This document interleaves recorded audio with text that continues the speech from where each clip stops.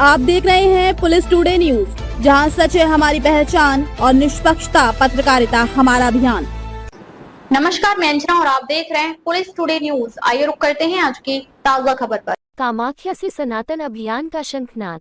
Report Manoj Kumar Sharma, Guwahati. Kamakhya पहुंचे स्वामी स्वदेशानंद ब्रह्मगिरी महाराज ने अंतर्राष्ट्रीय संत बौद्धिक मंच की बैठक में अमल वैश्य को असम प्रदेश अध्यक्ष नियुक्त किया। उन्होंने 5 दिसंबर से 16,295 किलोमीटर लंबी भारत माता परिक्रमा यात्रा शुरू करने और वर्ष 2030 तक 25 करोड़ सदस्यों को संगठन से जोड़ने का लक्ष्य घोषित किया। साथी हमारे और हमारे जो अंतर्राष्ट्रीय संत बौद्धिक मंच के पदाधिकारी हैं उन्हें मैं बहुत बहुत धन्यवाद दूंगा। खास तौर से हमारे पत्रकार साथियों को जो अपना कीमती समय निकालकर यहाँ हमारा स्टेटमेंट लेने आए हैं।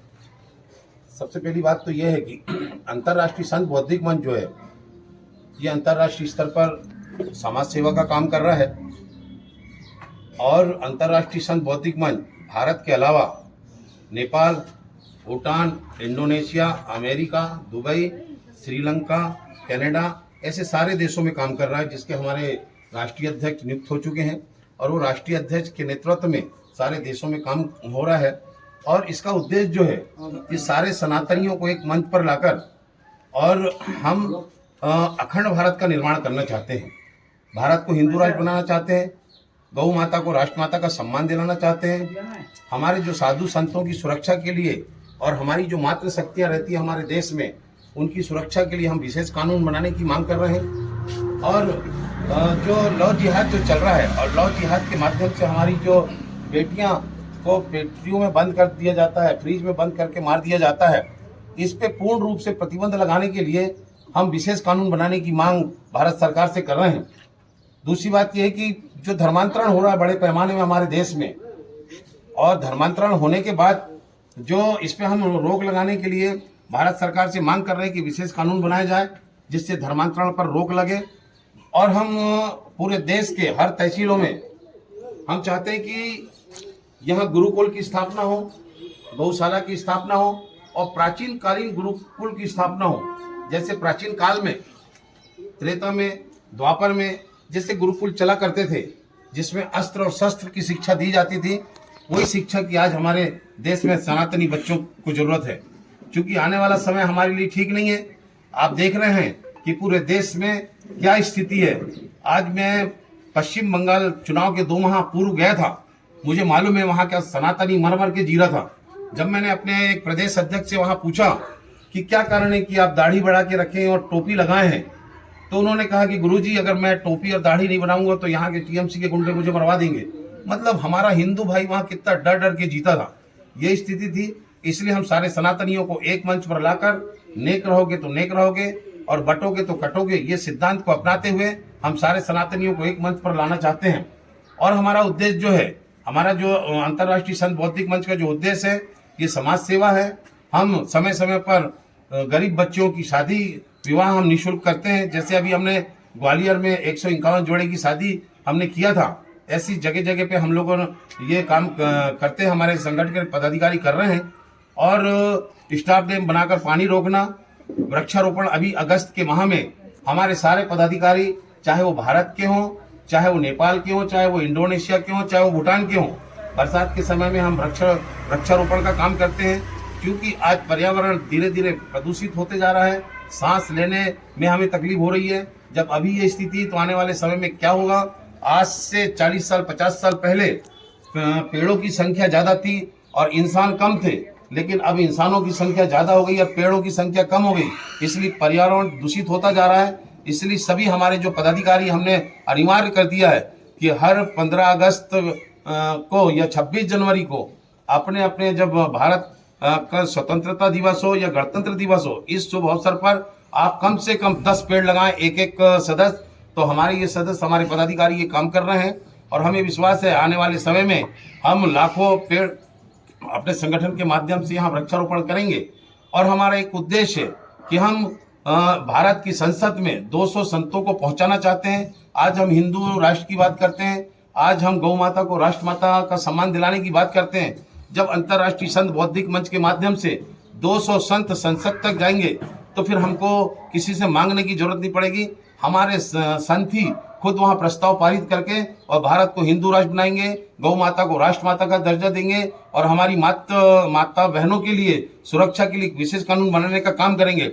इसलिए हम संतों को संसद तक पहुंचाना चाहते हैं। संतों का मतलब ये नहीं कि जो भगवा धारण किया हो वही संत हो। संतों का मतलब है जो राष्ट्र से प्रेम करता हो, जो सनातन से प्रेम करता हो, जो सनातन धर्म से प्रेम करता हो, जो हिंदू धर्म से प्रेम करता हो, जो गौ माता से प्रेम करता हो, जिसके अच्छे विचार हो, वो संत कहलाते हैं। हम ऐसे संतों को, चाहे वो साधु संत हो, चाहे वो आम इंसान हो, लेकिन उसके विचार अच्छे होना चाहिए। ऐसे अच्छे विचारों वालों को हम संसद तक पहुंचाकर संत संसद की स्थापना करना चाहते हैं और इसलिए हम देश और विदेश में भ्रमण कर रहे हैं। अभी हमारे 11 करोड़ सदस्य पूरे देश और विदेश में काम कर रहे हैं। हम 25 करोड़ सदस्य बनाने का लक्ष्य रखे हैं, जो 2030 के पहले हम 25 करोड़ सदस्य पूर्ण कर लेंगे, ऐसा हमें विश्वास है। क्योंकि हमारे सारे जो प्रदेश अध्यक्ष हैं वो बहुत अच्छा काम कर रहे हैं। हमारे संगठन में जो महिला शाखा है उसका नाम हमने आदि शक्ति सेना रखा है और जो युवा शाखा है उसका नाम हमने महाबली सेना रखा है। महाबली सेना, आदि शक्ति सेना और अंतर्राष्ट्रीय संत बौद्धिक मंच, एक हमारा मंच और भी है जो किसानों का मंच है, जिसे हम अन्नदाता किसान मंच के नाम पर हमने रखा है। वो मंच भी हमारा बहुत अच्छा काम कर रहा है। ये चारों मंच मिलकर पूरे देश में अभी 11 करोड़ सदस्य बनाए हैं। हम 25 करोड़ सदस्य बनाने का हमने लक्ष्य रखा है और हमको विश्वास है कि 2030 के पहले हम 25 करोड़ सदस्य हम बना लेंगे। और हम आपसे बता दें, आज मीडिया के माध्यम से, आपके माध्यम से हम कहना चाहते हैं कि जो आज आप लोग यहाँ आए हैं, मैं आपसे बता दूं कि 2030 के पहले भारत हिंदू राष्ट्र बनने जा रहा है। और नेपाल, हमने नेपाल को भी हिंदू राष्ट्र बनाने की हमने बात किया है, तो नेपाल 2026 दिसंबर 2026 में नेपाल हिंदू राष्ट्र बन जाएगा। ये मैं आप लोगों को विश्वास दिलाता हूँ, क्योंकि हमने नेपाल में भी 5 कार्यक्रम किया। 5 कार्यक्रम के पश्चात हमने ओली सरकार का तख्ता पलट जो करने का काम किया, हमारे युवा साथियों ने किया है। आज बलेन साहब जो हैं वहाँ के प्रधानमंत्री, वो सनातनी हैं और हमें विश्वास है कि वो पूरा नेपाल भी एक समय सनातनी हो जाएगा। क्योंकि इसके पहले हिंदू राष्ट्र था नेपाल, लेकिन अब ओली के आने के बाद वह हिंदू राष्ट्र को उन्होंने समाप्त किया। लेकिन अब बलेन साहब वहाँ के प्रधानमंत्री हैं, हम उन पर भी विश्वास जताते हुए हम कहना चाहते हैं कि बहुत जल्द नेपाल जो है वो हिंदू राष्ट्र बनेगा। और मैं यहाँ की सरकार से, आसाम की सरकार से कहना चाहता हूँ, क्योंकि मैं यहाँ पे घूम रहा हूँ, मैं देखा हूँ, क्योंकि हमारी पहचान जो है सनातन की पहचान ध्वज से है। मैं यहाँ किसी मंदिर में ध्वज नहीं देख रहा हूँ, तो यहाँ के आदरणीय मुख्यमंत्री जी से भी मैं मांग करता हूँ कि वे एक आदेश जारी करें कि सारे मंदिरों में सारे सनातनियों के यहाँ अपना ध्वज लगाएं, क्योंकि ध्वज हमारी पहचान है। कहा जाता है कि जब कौरव पांडव युद्ध हुआ तो रथ में बजरंग बली का ध्वज लगा था और उसमें बजरंग बली साक्षात विराजमान थे। तो ध्वज में बजरंग बली विराजमान रहते हैं और ध्वज लगने से जो नकारात्मक जो शक्तियां वो दूर भागती है और जो सकारात्मक शक्तियां वो पास आती है। तो हमारा जो जहाँ ध्वज रहता है उसका वातावरण भी बहुत अच्छा रहता है और कोई भी ऐसा बला जो रहता है वो कभी पास नहीं फटकता। इसलिए ध्वज लगना चाहिए, क्योंकि मंदिर की पहचान ध्वज से है। तो मैं यहाँ के मुख्यमंत्री जी से ही मांग करूंगा कि ध्वज लगाना अनिवार्य करें। और दूसरी बात, मैं यहाँ के मुख्यमंत्री जी से भी निवेदन करना चाहूंगा कि जो पश्चिम बंगाल से जो घुसपैठिए, जो बांग्लादेशी, जो जिहादी यहाँ पर आकर बसे हुए हैं, क्योंकि मैं देख रहा हूँ बहुत सी जानकारियां मुझे मिली कि यहाँ पे कुछ घुसपैठिए पश्चिम बंगाल से आके बसे हैं, उनको भी यहाँ से खदेड़ने का काम करें, क्योंकि वो भारत के लिए ठीक नहीं है, भारत के लिए नुकसानदेह है, भारत को वो कष्ट पहुंचाने का काम करेंगे आने वाले समय में।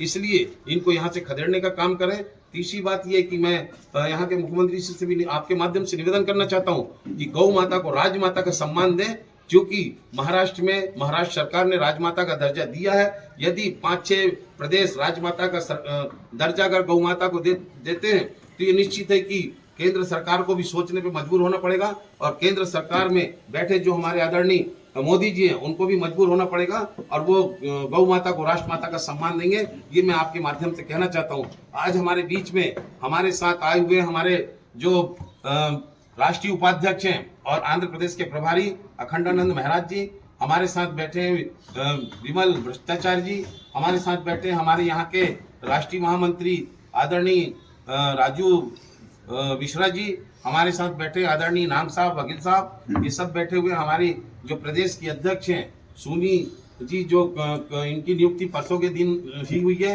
इनके लिए मैं आपसे कहना चाहूँगा कि इनकी समय समय पे सहयोग करिए, क्योंकि इनका जो काम चल रहा है मैंने देखा कल, तो बहुत अच्छा है। आने वाले समय में हम इनके कामों को नेपाल, इंडोनेशिया, भूटान तक फैलाएंगे, क्योंकि यहाँ ये काम चलने से यहाँ की हमारी मातृशक्तियों को, हमारी बहनों को, हमारी बेटियों को बहुत अच्छा काम मिल रहा है, जिससे उनकी रोजी रोटी चल रही है। हम इस काम को नेपाल, भूटान और इंडोनेशिया तक फैलाने का हम वचन देते हैं आपको। बस मैं आपको पुनः सभी पत्रकार बंधुओं को बहुत बहुत धन्यवाद दूंगा। जय हिंद।